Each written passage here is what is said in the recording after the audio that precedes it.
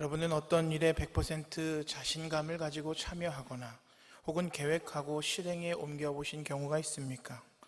그렇게 열심히 준비해서 실행에 옮겼는데 때로는 그 결과가 내 마음과 내 성에 차지 않아서 실망과 또 좌절한 경험이 있으십니까? 아마 한두 번쯤은 다 있으실 것입니다. 이것은 비단 목회자도 예외가 아닌데요. 저 역시도 사역을 하면서 열심히 준비하고 또 기도하면서 열심히 했는데 실제적인 결과는 좋지 않아서 실망과 좌절을 경험해 본 적이 있습니다. 그렇다면 우리가 어떻게 해야 어떤 일의 결과로 인한 좌절과 실망과 허탈감에 빠지지 않을 수 있을까요? 만약에 방법이 있다면 그것은 아마 그 일에 최선을 다하는 것입니다. 최선을 다하여서 42.195km를 완주한 마라토너에게는 결코 부끄러움이 없습니다. 그러므로 적어도 우리가 동기의 순수성을 가지고 최선을 다했다면 하나님과 사람 앞에 우리는 떳떳할 수 있습니다. 우리 인간에는 능력치에 굉장히 한계가 있지요. 모든 것을 다 완벽하게 이룰 수 있는 사람은 없습니다. 슈퍼맨이라고 하는 것은 사실 영화에서나 가능한 것이지 현실 세계에서는 결코 존재할 수 없는 법입니다. 그러므로 내가 어떤 일을 해서 완벽한 결과를 낼 수 없을 때도 있지만 항상 최선을 다하려고 하는 우리의 노력과 그 자세가 비로소 우리를 가장 성공적인 삶으로 살아가게 할 것입니다. 사도 바울은 오늘 본문 10절 말씀에서 지극히 선한 것을 분별하며 또 진실하여 허물 없이 그리스도의 날까지 이르라고 우리에게 권면하고 있습니다. 지극히 선한 것을 구별한다, 분별한다라고 하는 것은 최상의 것을 가려낸다라는 뜻으로 해석할 수 있지요. 그런데 이 말은 어떤 악한 것과 선한 것에서 선한 것을 구별하라는 뜻이 아닙니다. 선이 얼마든지 있는 가운데서 그 중에 최고의 선을 분별하라라는 뜻입니다. 선과 악이 확실히 있을 때는 누구나 다 선한 것과 악한 것을 구별할 수 있습니다. 흑과 백이 분명할 때는 우리는 분명히 그 안에서 백을 구별할 수 있는 것이죠. 그런데 선 가운데 가장 최고의 선, 하얀 것 가운데 가장 하얀 것을 가려내는 것은 결코 쉬운 일이 아닙니다. 선한 것은 분명히 좋은 것입니다. 그러나 그것보다 더 높은 최고의 선 앞에서 일반적인 선은 때로는 우리에게 걸림돌이 되는 경우가 많이 있습니다. 예를 들면 조금 우리가 이루어 놓고 이만하면 됐다라고 생각하는 것이죠. 이만큼 이루었으면 나는 성공한 거야 라고 생각하는 그 순간 최고를 향한 노력과 그리고 전진은 정지하게 되고 맙니다. 여기에 실패의 원인이 있는 것이죠. 이것은 우리의 신앙생활에도 마찬가지입니다. 나는 이만큼 봉사했으면 됐다. 나는 이만큼 헌금했으면 됐다. 나는 이만큼 하나님 앞에 나와서 예배했으면 됐다. 나는 이만큼 전도했으면 됐다 라고 생각하는 그 순간 우리는 신앙의 실패를 경험하게 됩니다. 그래서 사도 바울은 빌립보서 3장 12절에서 14절까지 이렇게 고백하고 있습니다. 우리 함께 읽겠습니다. 시작. 온전히 이루었다 함도 아니라 오직 내가 그리스도 예수께 잡힌 바 된 그것을 잡으려고 달려가노라. 형제들아, 나는 아직 내가 잡은 줄로 여기지 아니하고 오직 한 일, 뒤에 있는 것은 잊어버리고 앞에 있는 것을 잡으려고 표대를 향하여 그리스도 예수 안에서 하나님이 위에서 부르신 부름의 상을 위하여 달려가노라. 결코 작은 결과에 우리는 스스로 만족해서는 안 됩니다. 스스로 내 자신을 속이지 말아야만 합니다. 내 신앙 가운데 더 오를 수 있는 정상이 있음을 바라보고 더 열심히 충성하라고 우리를 부르시는 그 하나님의 음성을 들으면서 범사에 최선을 다하는 믿음의 크리스찬들 되시기를 주님의 이름으로 축복합니다. 백자 하나를 얻기 위해서 도공은 수십 번, 수백 번의 도자기를 깨고 굽고를 반복합니다. 완벽한 한 편의 그림을 얻기 위해서 그 화가는 그 붓을 놓지 않고 열심히 노력을 하는 것이죠. 완벽한 연주를 위해 하루에 수시간씩 연습하는 피아노 연주가의 노력도 있습니다.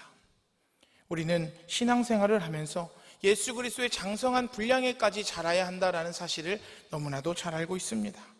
그런데 이런 우리가 백자 하나를 얻으려고 노력하는 그 도공, 그리고 그림 한 폭을 얻으려고 노력하는 화가 노래 한 곡을 연주하려고 그 긴 시간을 연습하며 노력하는 음악가 이상의 애씀이 없어서야 되겠습니까?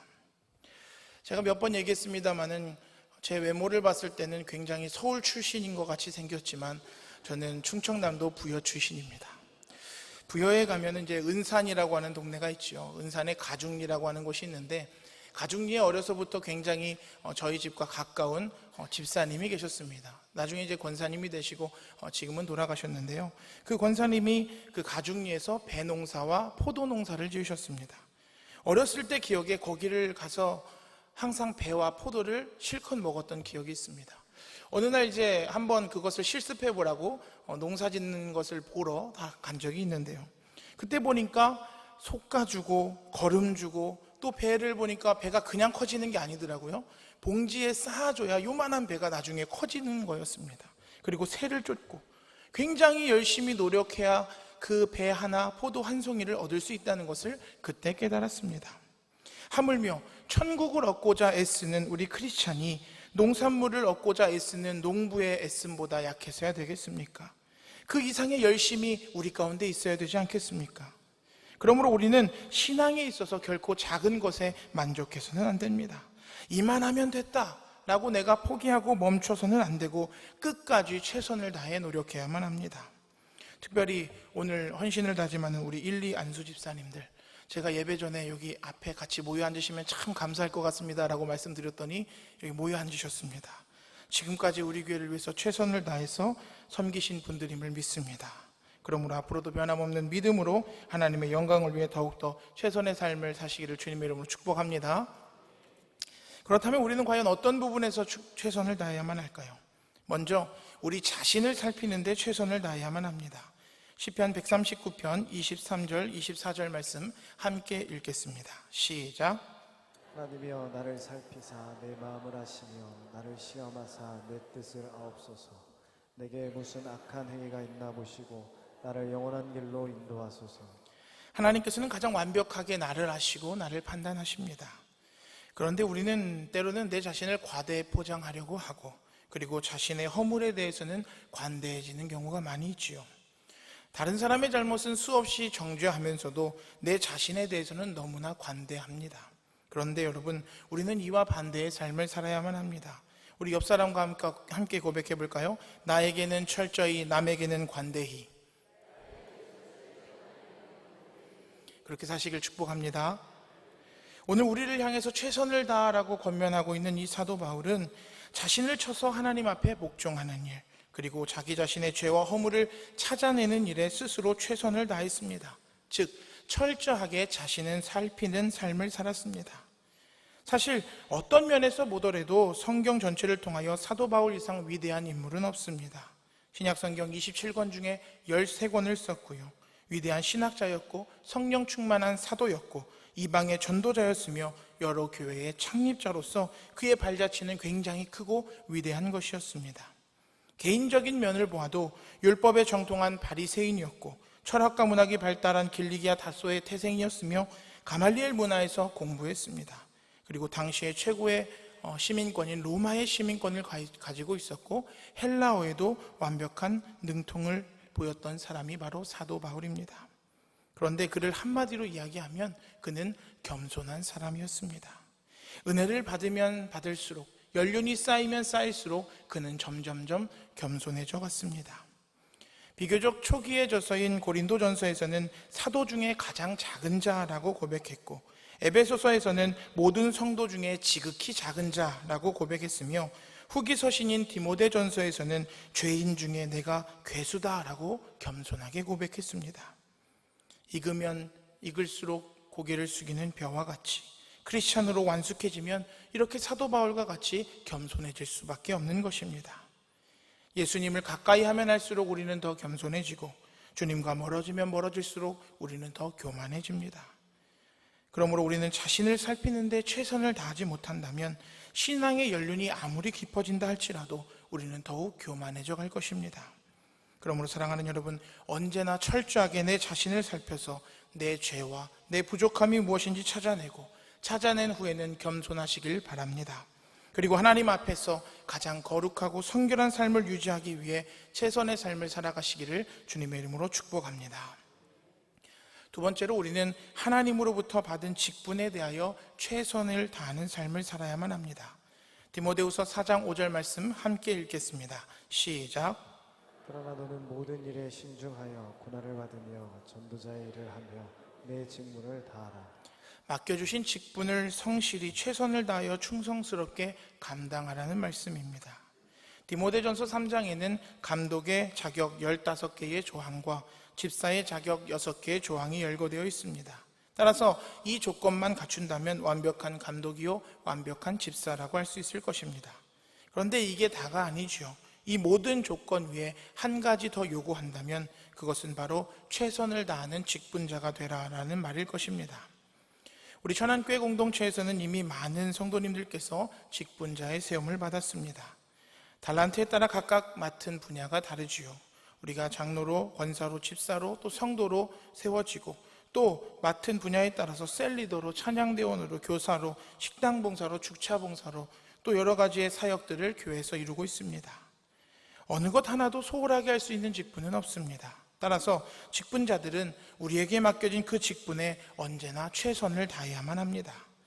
때로는 우리가 재주가 부족해서 또 지혜가 부족해서 또 몸이 건강하지 않아서 하다 못하는 것은 하나님께 용납되고 하나님께서 이해하시고 용서하시지만 우리가 시도해보지도 않고 최선을 다하지 않는 종은 악하고 게으른 종으로 하나님의 심판을 받게 될 것입니다. 우리 크리스찬들은 종이라고 하는 단어를 굉장히 쉽게 사용하고 또 굉장히 좋아합니다.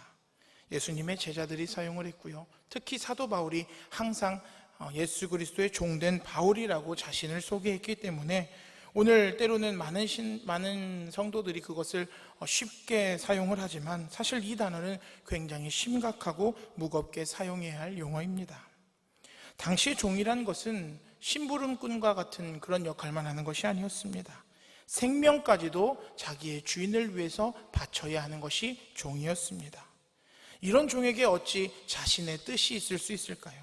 자신의 말이나 자신의 재산이나 자신의 몸까지도 어느 것 하나 자기의 것은 없고 오직 주인을 위해 존재할 뿐입니다. 값으로 산 것이 되었으니 몸으로 하나님께 영광이 되어야 하고 또 예수 그리스도를 위해서라면 사는 것도 죽는 것도 좋다라고 하는 믿음의 자세가 바로 주인 앞에서의 종의 모습이고 예수 그리스도 앞에서 직분을 맡은 종으로서의 최선의 모습입니다. 그런데 어떻습니까? 우리의 몸은 하나밖에 없고 우리의 인생은 단 한 번뿐이라서 영광도 받고 싶고 지위와 명예와 권세도 얻고 싶고 좋은 것 입고 좋은 것 먹고 좋은 집에 살면서 남보다 편안하게 살고 싶은 것이 솔직한 우리의 심정일 것입니다. 그러나 하나님 앞에서 우리가 종이라고 고백하면서 어떻게 그렇게 살아갈 수 있겠습니까? 이 몸으로 주님을 기쁘시게 해드리고 주님의 교회를 위해서 최선을 다하여 봉사하고 헌신하고 충성하면서 이름 그대로 하나님의 종이 되어야 할 것입니다. 그러므로 사랑하는 여러분, 우리의 맡은 직분에 최선을 다하시기를 바랍니다. 특별히 오늘 주간에 예배드리는 일리안수 집사님, 지금 들으면서 목사님이 내 얘기하시는구나 하시는 분들은 꼭 주차 봉사와 또 새벽기도 차량 운행 봉사에 신청해 주시기를 주님의 이름으로 축복합니다. 생각보다 아멘이 작습니다. 축복합니다. 네, 세 번째로요, 우리는 성도의 의무를 감당하는데 최선을 다해야만 합니다. 빌립보서 1장 11절 말씀 함께 읽겠습니다. 시작. 예수 그리스도로 말미암아 의의 열매가 가득하여 하나님의 영광과 찬송이 되기를 원하노라. 우리는 대한민국 국민으로서 우리가 마땅히 감당해야 할 국민의 의무가 있습니다. 교육의 의무, 납세의 의무, 국방의 의무입니다. 마찬가지로 우리는 하나님 나라의 백성으로서 나를 창조하시고 나를 부르시고 나를 자녀 삼아주시고 하나님 나라의 백성 삼아주신 그 은혜에 감사해서 천국의 백성으로서 지켜야 할 몇 가지 기본적인 의무가 있습니다. 먼저 첫 번째로 우리는 주일 성수의 의무를 지켜야만 합니다. 불행하게도 주일을 엄수하는 그런 마음과 정신이 점점 흐려져 가고 있습니다. 특히 주 5일 근무가 되고 또 우리 아이들이 토요일에 학교를 가지 않으면서 더 심해지고 있지요. 주일을 인간의 즐거움을 위하여 있는 날로 잘못 생각하고 일요일이라고, 공휴일이라고, 또 휴일이라고 그렇게 부릅니다. 그러면서 신앙과는 먼 생활을 사는 크리스천들이 적지 않게 있습니다. 우리 옷 안쪽에 보면 라벨이 붙어 있죠. 이 옷 안에도 보면 라벨이 아마 붙어 있을 겁니다. 거기에 보면 양복은 이렇게 붙어 있습니다. 이 옷은 손빨래 하지 마시고 드라이 클리닝을 하십시오. 일주일에 한 번, 우리도 마찬가지죠. 우리 신앙인들도 마음속에 라벨이 붙어 있습니다. 어떤 라벨이냐? 일주일에 한 번, 주일에는 반드시 쉬고 하나님께 예배 드리십시오라는 라벨이 붙어 있습니다. 그런데 여러분, 우리가 여기서 한 번 더 욕심을 내어보자면 주일 한 번의 신앙은 사실 굉장히 위험합니다. 그래서 우리가 이렇게 수요일날 와서 하나님께 예배를 드리는 것이죠. 집에서도 아이들에게 가장 많이 하는 말이 뭡니까? 공부해라. 학교에서도 공부해라. 그런데 아이들이 그렇게 수없이 공부해라 하지만 실제로 공부하는 아이들은 많이 없죠. 물론 저는 순종하는 아들이라서 어머니가 일찍 들어오라고 하면 일찍 집에 들어갔습니다. 새벽 2시에 일찍 새벽을 맞으며 들어갔는데, 일주일에 한 번 주일에 나와서 하나님의 말씀을 들으면서 나는 주님의 말씀에 순종하고 주님의 능력으로 삶을 살아갈 수 있다라고 고백하는 것은 영적인 교만이고 영적인 착각입니다. 담임 목사님께서 지난 금요일에도 설교 때 그런 말씀을 하셨습니다. 목회자의 자질 중에 중요한 것이 실력과 영성이다, 그런 말씀을 해주셨는데요. 오늘도 이제 점심을 먹고 우리 부목사님들하고 이야기를 잠깐 할 수 있는 시간이 있었는데, 누구라고 말씀하지 않겠습니다만 어떤 한 부목사님이 그런 얘기를 하셨습니다. 나는 성령 충만에 대해서 항상 고민하고 있다. 그리고 내가 더 성령 충만해야 될 것 같은 느낌이 든다. 맞습니다. 목회자는요, 사실은 일주일 내내 우리는 교회에서 머뭅니다. 제가 누굴 만나죠? 성도님들을 만납니다. 교회에 머물고 성도님들을 만나고 교회에서 생활을 합니다. 어떻게 보면 하나님의 그 울타리 안에서 살아가는 것이죠. 그런데도 불구하고 이 목회자들도 성령 충만하는 것이 사실 쉽지 않습니다. 그런데 우리 성도님들은 어떻습니까? 주일에 예배를 드리면 어디로 나갑니까? 세상으로 나아가죠. 근데 그 세상에서 살면서 한 주일 한 번 예배 드리는 것만으로 나는 모든 것을 잘할 수 있다라고 생각하는 것은 영적인 교만이요 착각인 것입니다. 그러므로 사랑하는 성도 여러분, 가능하면 꼭 최선을 다하여서 새벽기도, 심야기도, 주일, 수요일 모든 공예배에 적극적으로 참여하시기를 주님의 이름으로 축복합니다. 두 번째로, 우리는 성경 학습의 의무를 가지고 있습니다. 아까도 말했지만 가정에서 제일 부모님들이 아이들에게 하는 말이 무엇입니까? 대표적으로 놀지만 말고 공부해라. TV만 보지 말고 공부해라. 만화만 보지 말고 제발 공부해라. 이런 것일 겁니다. 오늘 주님께서 우리를 바라보시면서 우리에게 한 말씀 하신다면 그것은 사랑하는 나의 아들아, 사랑하는 나의 딸아, 쓸데없이 시간 낭비하지 말고 제발 성경 말씀 좀 제대로 읽고 제대로 배워라 라는 말씀일 것입니다. 성경은 하나님의 말씀이요 구원의 길을 비춰주는 등불이 되고 또 우리 크리스천의 생활 규범이며 우리의 영의 양식입니다. 따라서 성경 말씀을 읽고 배우고 실천함으로써 우리의 영혼과 육체가 풍족하게 되는 것입니다. 그런데 오늘날 많은 크리스천들이 성경을 읽고 묵상하는 일을 게을리하기 때문에 성경 말씀에 대해서는 어린아이와 같은 신앙에 머물러 있는 성도들이 많이 있습니다. 말씀의 진리의 깊이를 모르기 때문에 얼마나 많은 크리스천들이 미혹되어서 이단에 빠지는지 모릅니다. 로마서 10장 17절에서는 분명히 말씀합니다. 그러므로 믿음은 들음에서 나며 들음은 그리스도의 말씀으로 말미암았느니라. 말씀을 배우지 않고는 결코 신앙의 성장을 기대할 수 없습니다. 그러므로 사랑하는 성도 여러분, 하나님의 말씀을 읽고 배우고 공부하시기를 주님의 이름으로 축복합니다. 세 번째로, 우리는 복음 전도의 의무를 가지고 있습니다. 고린도전서 9장 16절 말씀 함께 읽겠습니다. 시작. 내가 복음을 전할지라도 자랑할 것이 없으며 내가 부득불할 일임이라. 만일 복음을 전하지 아니하면 내게 화가 있을 것이로다. 우리는 해마다 열매를 맺어야 하는 포도나무 가지입니다. 만일 열매가 없으면 어떻게 됩니까? 농부 되시는 하나님께서 아낌없이 찍어버리실 것입니다. 사도 바울은 내가 복음을 전하지 않으면 화가 있을 것으로 알고 부득불 전하노라, 그렇게 고백합니다. 뿐만 아니라 자기 스스로를 복음의 빚진 자로 여기고 유대인에게나 이방인에게나 한결같이 한평생 복음 전도의 그 생애를 바쳤습니다. 하나님께서는 하나님 나라의 백성을 얻는 일, 그것을 이 땅에 세워진 많은 크리스찬들과 교회를 통해서 일하고 계십니다. 그러므로 우리 하나님은 우리에게 복음 전도의 사명을 주시고 하나님 나라를 확장시키시는 일을 성취하기를 원하고 계십니다. 그러므로 우리에게 맡겨진 복음 전도의 사명을 기쁨으로 감당하시길 바랍니다.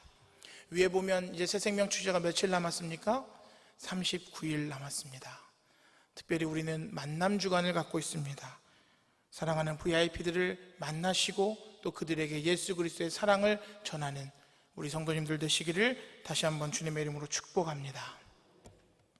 다음으로 우리는 봉헌의 의무를 가지고 있습니다.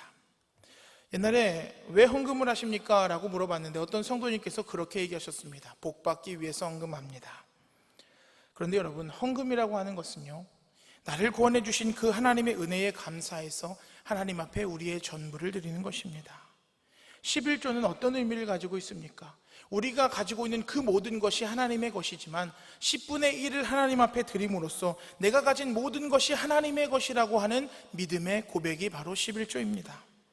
뿐만 아니라 우리의 마음과 뜻과 힘과 정성을 다해서 주님을 사랑하고 의지하겠다는 믿음의 고백이 바로 헌금입니다.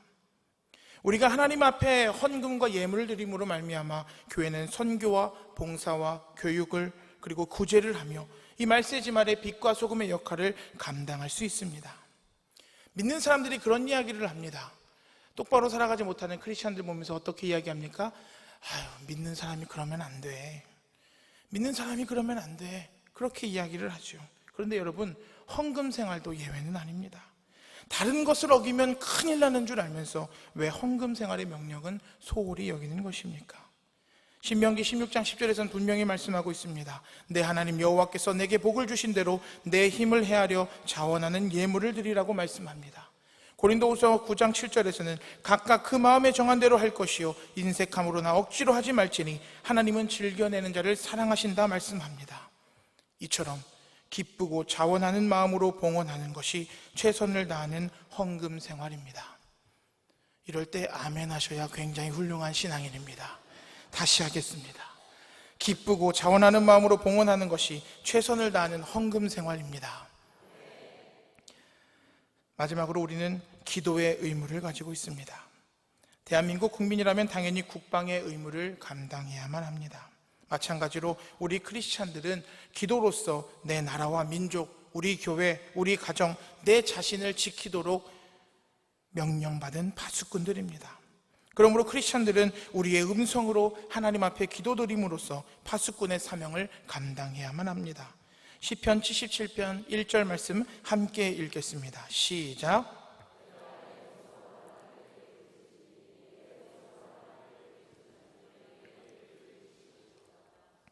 크리스천들이 기도하지 않는 것은 의무를 다하지 못하는 불충성이고 또 은혜의 길을 차단하는 어리석은 불순종입니다. 사무엘상 12장 23절에서는 나는 너희를 위하여 기도하기를 쉬는 죄를 여호와 앞에 결탄코 범죄하지 않겠다라고 말씀합니다. 그러므로 사랑하는 여러분, 기도의 파수꾼들이 다 되시기를 주님의 이름으로 축복합니다. 우리가 최선을 다하여서 하나님 앞에 신앙생활할 때 성령님께서 우리에게 힘과 능력을 더해 주실 것입니다. 우리 하나님께서 의로운 오른손으로 우리를 붙들어 주실 것입니다. 예수님께서 연약한 우리를 위해서 친히 간구해 주실 줄 믿습니다. 우리가 최선을 다하다가 내가 힘이 부족하고 지혜가 부족하고 능력이 부족해서 못 이루면 우리 주님께서 도와주실 것이라 저는 확신합니다. 성경은 최선의 삶을 살다가 간 많은 믿음의 선진들의 아름다운 생애를 소개하고 있습니다. 엘리야를 대접했던 사르밧의 한 과부, 그리고 주님의 발에 향유를 붓고 머리털로 씻겨드렸던 베다니의 어떤 한 여인, 전 재산인 2렙돈을 헌금계에 넣었던 가난한 과부, 돌무화과 나무 위에 올라갔던 삭개오, 바로 그런 사람들입니다. 반면 최선을 다하지 못하고 중도에 아깝게 탈락한 사람도 있음을 성경은 우리에게 경고합니다. 사울왕, 솔로몬왕, 아나니아와 삽비라 부부, 가룟 유다가 바로 그런 사람들입니다. 사도 바울은 디모데후서 4장 7절 8절에서 이렇게 고백합니다. 나는 선한 싸움을 싸우고 나의 달려갈 길을 마치고 믿음을 지켰으니 이제는 후로는 나를 위하여 의의 면류관이 예비되었으므로 주 곧 의로우신 재판장이 그날에 내게 주실 것이며 내게만 아니라 주의 나타내심을 사모하는 모든 자에게도니라. 사랑하는 성도 여러분, 최선을 다한 우리에게 의의 면류관이 예비되었음을 믿으시길 바랍니다. 오늘 말씀드린 신앙인의 의무는 가장 기본적인 것입니다. 그러나 가장 중요한 것이기도 합니다. 왜 그렇습니까? 작은 구멍 하나 때문에 댐이 무너지는 것입니다. 기초공사가 튼튼하지 못하기 때문에 건물이 붕괴되는 것입니다. 신앙생활에서 우리가 열매가 없는 것은 우리가 알지 못해서가 아니라 아는 대로 살아가지 못하기 때문입니다. 여기에 오늘 모인 우리 성도님들은 당연히 이 기본을 지키는 분들인 줄 믿습니다. 하나님 앞에 우리가 직분을 받았다라고 하는 것은 신앙생활에 있어서 변화와 성장을 드러내야 할 책임을 부여받은 것입니다. 그러므로 사랑하는 여러분, 오늘 이 자리에서 새롭게 결단하고 끝까지 최선을 다하여 충성하는 성도님들이 되시길 바랍니다.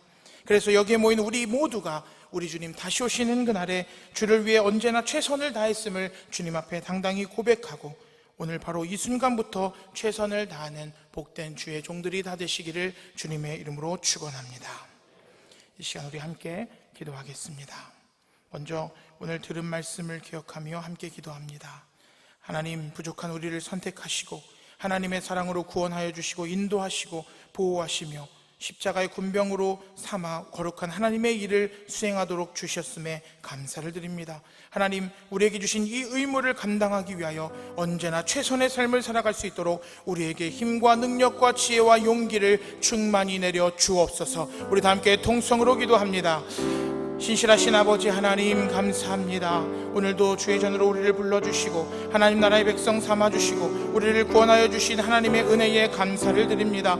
아버지 하나님, 우리에게 직분을 주셨고 또 우리에게 귀한 의무를 주셨음을 감사를 드립니다. 하나님께서 주신 우리의 이 의무와 직분을 감당하기 위해 언제나 최선의 삶을 살아갈 수 있는 우리 모두가 될 수 있도록 주님 역사하여 주옵소서. 우리에게 힘과 능력과 지혜와 용기를 더하여 주옵소서. 항상 내 자신을 살피는 일에 최선을 다하여 겸손한 삶을 살게 하시고 맡은 바 직분에 최선을 다하는 하나님의 종으로서 바른 삶을 살아가게 하여 주옵소서. 하나님 나라의 백성으로 마땅히 지켜야 할 주일 성수의 의무, 성경 학습의 의무, 복음 전도의 의무, 봉헌의 의무, 기도의 의무를 최선을 다해 지킴으로써 주님 다시 오시는 그날에 칭찬받으며 우리를 위해 예비하신 의의 면류관, 생명의 면류관을 다 받았을 수 있도록 주님 역사하여 주시옵소서. 계속해서 기도합니다. 이 시간 기도할 때는 나라와 민족을 위해서 그리고 우리 교회와 비전을 위해서 기도합니다.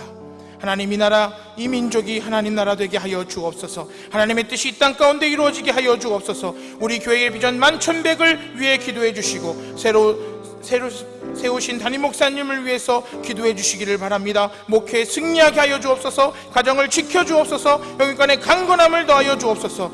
또한 지금도 고통으로 신음하며 아파하는 성도와 환우를 위해서 이 시간 다시 한번 통성으로 기도합니다.